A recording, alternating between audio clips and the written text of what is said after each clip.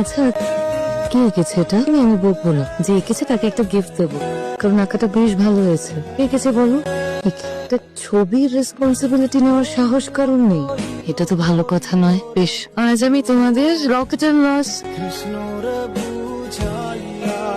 তোমাদের আর আমার ক্লাস করতে হবে না। কি গো, তোমার ক্লাস হয়ে গেল? না মানে কাদের ক্লাস ছিল? 9C। কি করেছে ওরা? তেমন কিছু। তোমার ক্লাস নিতে দেয়নি তাই তো? তোমার সাথে ওরা কি করেছে বলো আমাকে।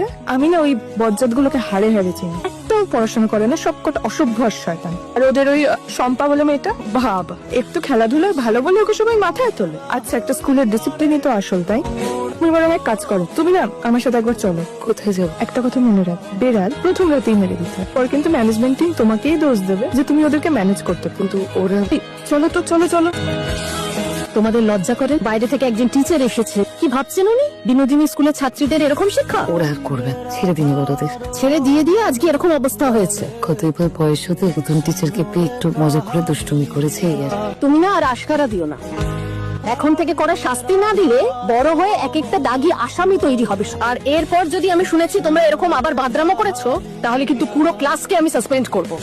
এবার এমন কি চাইন করবো যে নিজের চাকরি ছেড়াতে পারি।